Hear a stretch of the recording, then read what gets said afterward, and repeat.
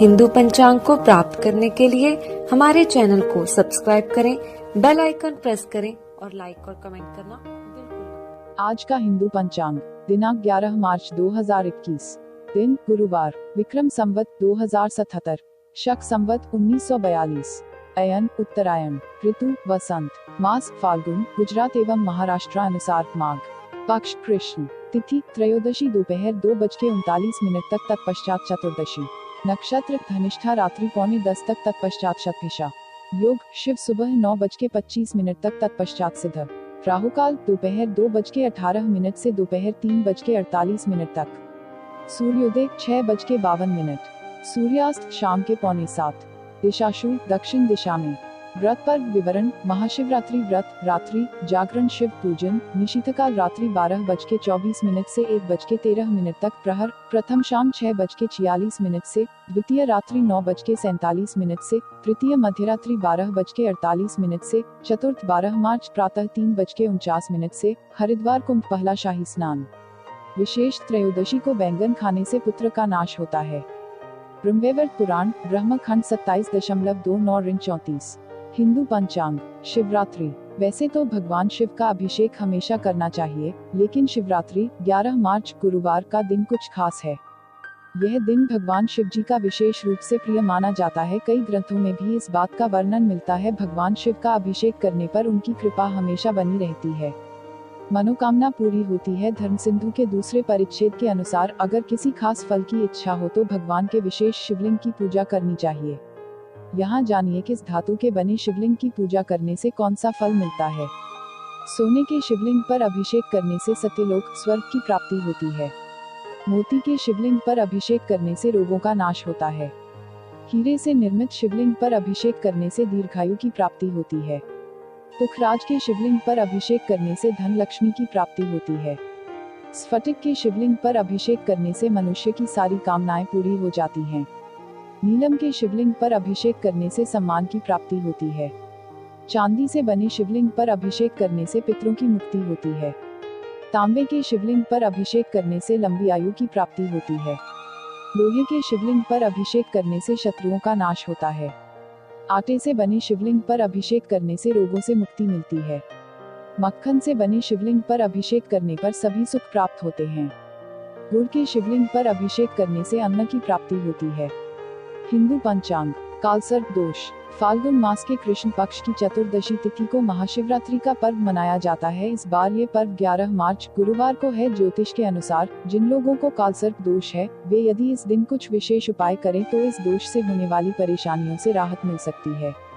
कालसर्प दोष मुख्य रूप से 12 प्रकार का होता है। इसका निर्धारण जन्म कुंडली देखकर ही किया जा सकता है। प्रत्येक कालसर्प दोष के निवारण के लिए अलग अलग उपाय हैं। यदि आप जानते हैं कि आपकी कुंडली में कौन का कालसर्प दोष है तो उसके अनुसार आप महाशिवरात्रि पर उपाय कर सकते हैं। कालसर्प दोष के प्रकार व उनके उपाय इस प्रकार हैं। अनंत कालसर्प दोष। अनंत कालसर्प दोष होने पर नागपंचमी पर 1 मुखी, 8 मुखी अथवा 9 मुखी रुद्राक्ष धारण करें। यदि इस दोष के कारण स्वास्थ्य ठीक नहीं रहता है तो महाशिवरात्रि पर रांगे एक धातु से बना सिक्का नदी में प्रवाहित करें। कुलिक कालसर्प दोष। कुलिक नामक कालसर्प दोष होने पर 2 रंग वाला कंबल अथवा गर्म वस्त्र दान करें। चांदी की ठोस गोली बनवाकर उसकी पूजा करें और उसे अपने पास रखें।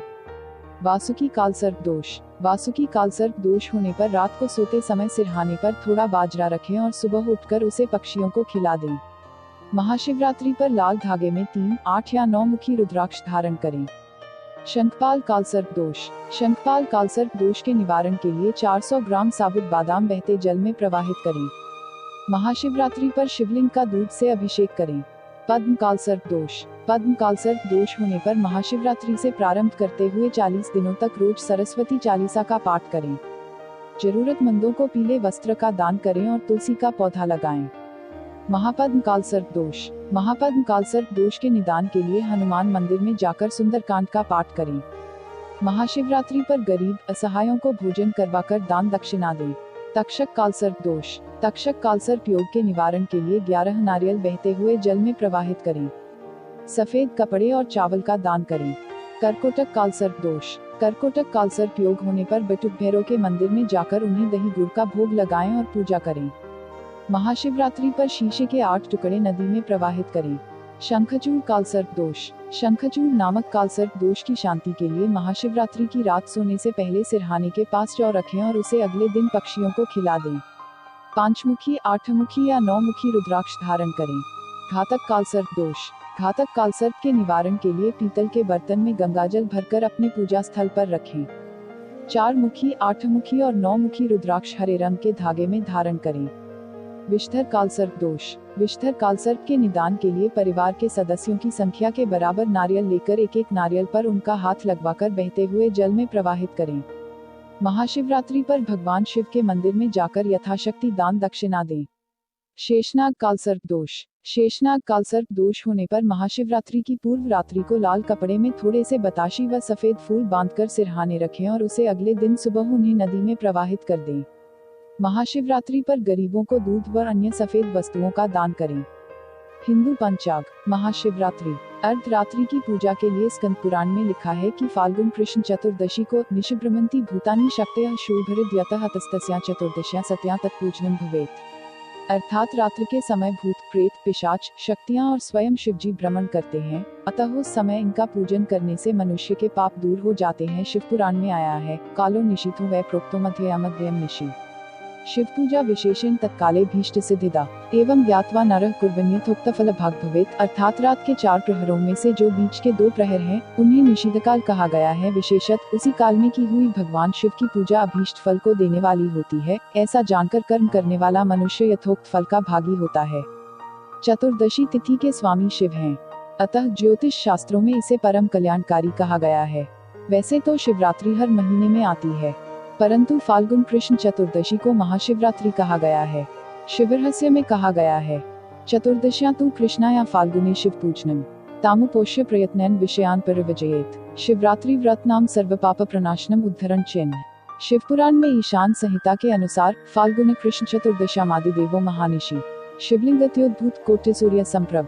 अर्थात फाल्गुन कृष्ण चतुर्दशी की रात्रि में आदिदेव भगवान शिव करोड़ों सूर्यों के समान प्रभाव वाले लिंग रूप में प्रकट हुए, इसलिए इसे महाशिवरात्रि मानते हैं।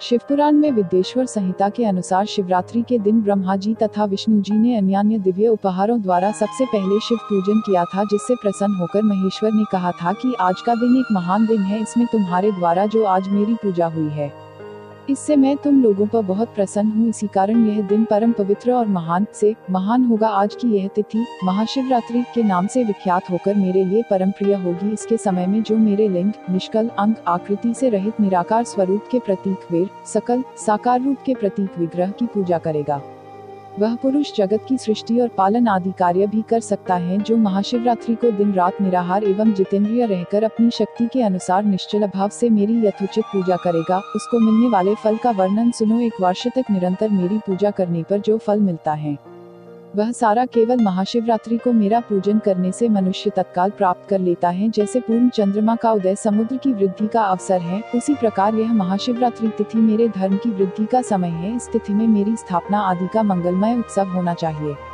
तिथि तत्व के अनुसार शिव को प्रसन्न करने के लिए महाशिवरात्रि पर उपवास की प्रधानता तथा प्रमुखता है, क्योंकि भगवान शंकर ने खुद कहा है, न स्नानेन न वस्त्रेण न धूपेन न चार्चया तुष्यामि न तथा पुष्पैर्यथा तत्रोपवासतः। मैं उस तिथि पर न तो स्नान, न वस्त्रों, न धूप, न पूजा, न पुष्पों से उतना प्रसन्न होता हूँ जितना उपवास से।